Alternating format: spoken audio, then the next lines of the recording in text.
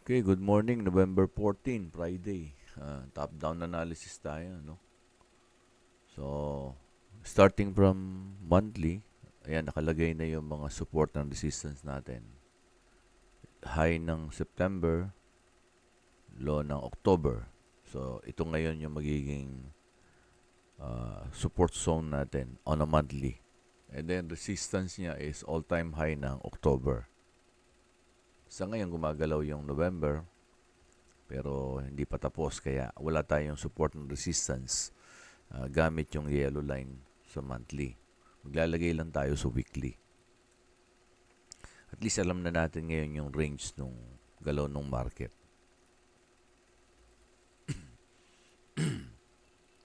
Baba ng weekly, maglagay tayo ng mga support and resistance. Yan, naglagay tayo dito sa high neto dati. Sa high netong week na to. Weekly to ha. And sa ngayon, nagdagdag tayo ng line dito. Ayan. Ayan. Kung mapapansin nyo, yung price is nagre-react yung price previously dito sa area na to. Tumaas hanggang dito, tapos bumalik. So, this is strong resistance. Again, dito na naman, the following week. So, kaya in-extend ko tong line na to at mapapansin nyo, nag-react dito ngayon yung price kahapon at bumalik.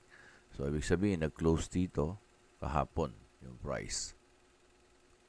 Okay? Pero dominantly, yung price itong week na to ay bullish. Yan. Kung matatandaan nyo, ito yung price na yan. Yan. On a weekly basis, ayan siya. Then, bumalik. Yung pagbalik na to, ito ay naging downtrend din naman. Kasi bakit? High, low, lower low.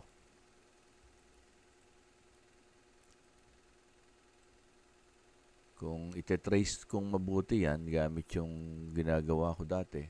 So, ayan siya. High, low, lower high, lower low. So, downtrend.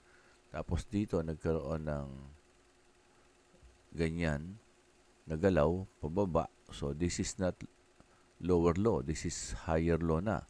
And this is lower high. Kaya nga lang, ito yung naging kakaiba. Hindi na siya nag-continue na bumaba. Kaya these two candlestick are downtrend and this candlestick na doji is a sign of reversal. It's a sign of reversal. Kaya lang, medyo malaki na to kung dito tayo kukuha. Kaya we have to go lower time frame, ano? Pero dito pa lang, makikita nyo na nagkaroon ng break of structure dito sa weekly high na to. And then another break na structure sa weekly high na to. And then nag-react siya dito sa resistance na to. Nagkaroon ng pagbalik. So, pwedeng itong pagbalik na to is parang ito lang din. Kaya lang, ito is on the weekly basis, ito on a daily basis. Tingnan natin ha.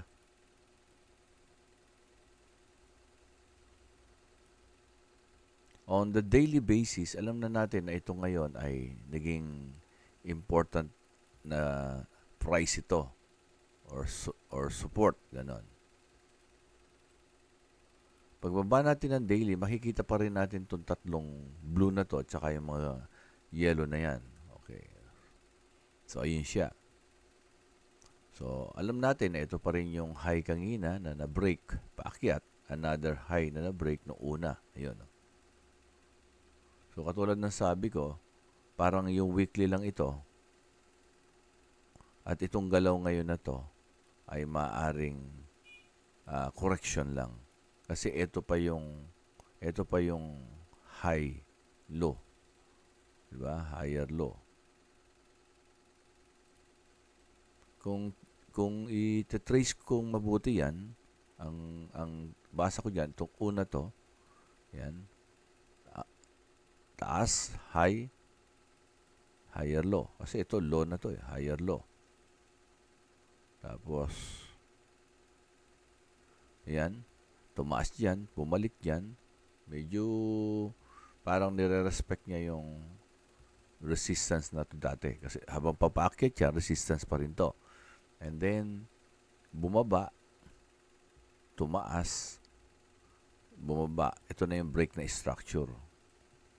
Dito may konti rin break na structure. Dito may konti break na structure. So, this is an uptrend dahil high, higher high, higher high.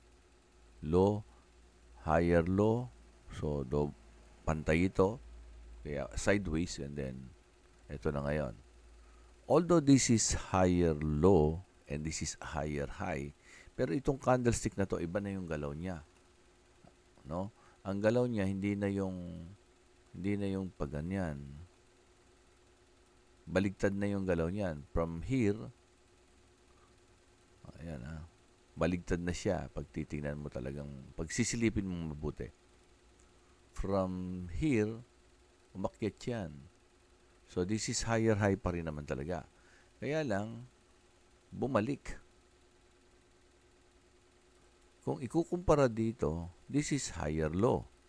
Pag ikukumpara dito, this is higher low. Pero itong candlestick na to, ang naging galaw niya, this is low, high, lower low, lower high. Itong candlestick na to, ha? Dahil nga red eh. Ito, ulitin ko para mas madaling maintindihan. Hindi basta napapansin to. Ito lang muna. Yan, ang galaw niyan, itong 1, ang galaw niyan is nagpisa dito. So, bumaba. Low. Diba? Open, low. Tapos, open, low. Tumaas. High. Ayun, high. Tapos, bumalik. So, ito ngayon ay high, higher high, low, higher low. Pero itong candlestick na to, iba ang galaw niya. Nag-open dito yan, dito. So, low, high, ayun, high, low, high. Then, bumaba, lower low. Dahil ito, low, lower low. And then, umangat. High, lower high. So ano to? Nag-break na structure yung uptrend, naging downtrend. Kaya lang, this is a sign of reversal. So it has to be confirmed by another red candle. Kaya nga lang, merong support. Yan, yung weekly. So pwedeng ang mangyari dyan, parang ito lang din. Bababa, then magko-consolidate dito.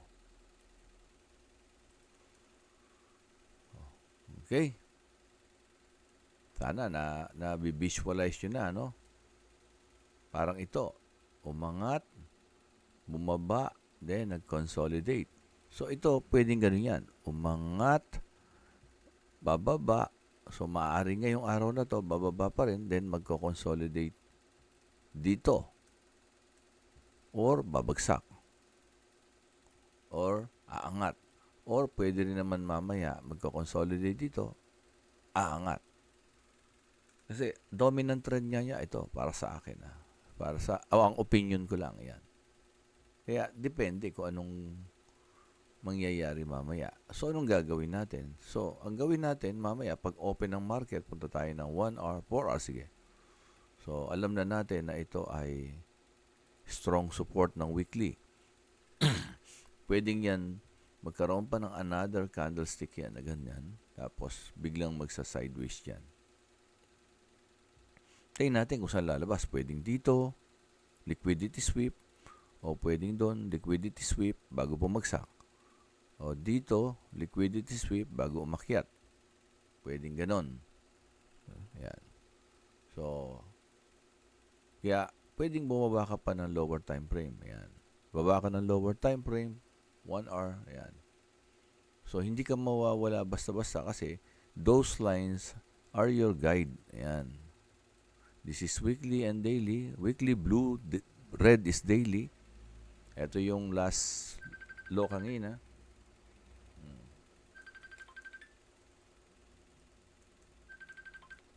So, laging yung mga lines na yan, yung magiging guide mo, di ba? Ito. So, dito makikita natin, ito nilagay ko itong red na to. This is the high nung kahapon, this is the low nung kahapon. Ito naman yung high nung nakarang araw, nung Wednesday. Ito naman yung low nung Wednesday. So,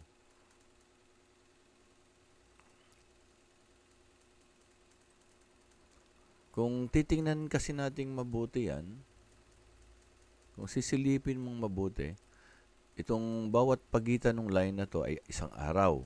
So, dito, nag-open dito, tumaas hanggang dito. So, kaya green.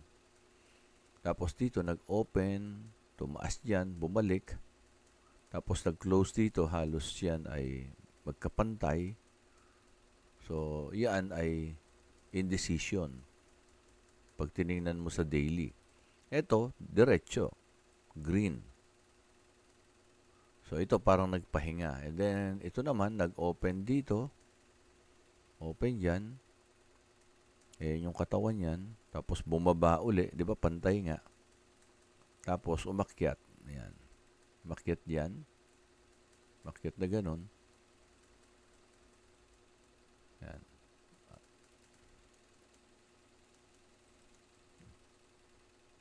Ulitin natin. Paano natin i-analyze to?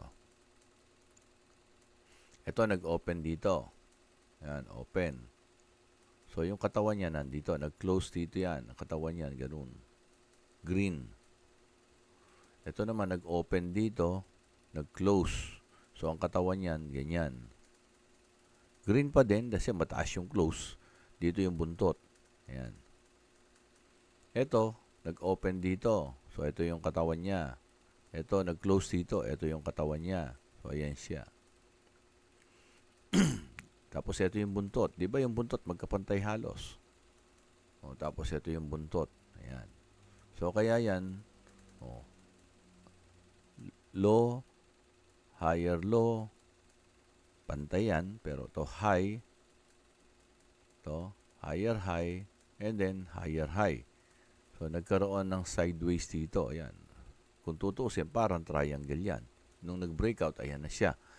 Pero itong nakaraang kagabi, iba nang pinakita nito. Ito, nag-open dito, nag-close dito. So, ibig sabihin, ito ngayon, ang close nasa ilalim. So, ang katawan niyan, red. Ayan. Ang buntot niya nasa taas, tsaka sa baba. Ito ay umakyat muna bago bumaba. Ayan. So, this is high, this is lower high, this is low, no? Low, lower low. Ngayon, kung bababa pa rin yan mamaya, may support ito. Ito yung support. So, kaya pwedeng mangyari dyan, hintayin natin dito, mag-consolidate, pwedeng, since ang bias nga nito is bullish, pwedeng mag-liquidity sweep dito bago dumiretso uli. Yan. Pwede pero pwede rin namang mag-liquidity sweep dyan bago dumiretso pababa hanggang dito pa rin. Pwede pa rin yun. So, anything is possible. Kaya, pagka ganyan, baba lang ng lower time frame. Baba ng lower time frame. Tingnan mo ano yung pinapakita ng candlestick sa lower time frame. So, ano ba yung dapat mong makita sa lower time frame? So, I suggest na panoorin nyo isang video na pinapanood natin. Ano yung dapat nating makita pagka merong ng mga ganyan. For example, kung double bottom na ba o triple bottom na. Tapos may liquidity sweep. Pag angat pagbalik, meron bang engulfing pattern o kaya hammer. Yung mga ganon. And sa kabila naman, liquidity sweep din. Kung merong pagbalik naman ng price dito sa loob, nagkaroon ng bearish engulfing pattern or tinatawag naman na shooting star or inverted hammer. Pwedeng mga ganon. So, yun yung mga considerations. Kaya kailangan yung panoorin pa rin yung candlestick video na pinadala ni Nefertiti. So, that is a very helpful video. Good luck for today sa inyong tradings. Ako, ang gagawin ko, mag-aantay ako dito. I will wait for the price here. Katulad ng napag-usapan natin kahapon, nag-react siya rito, no? And then bumaba. Ayan siya. Hindi niya binutas yung weekly resistance kagabi. Okay. Thank you and good morning.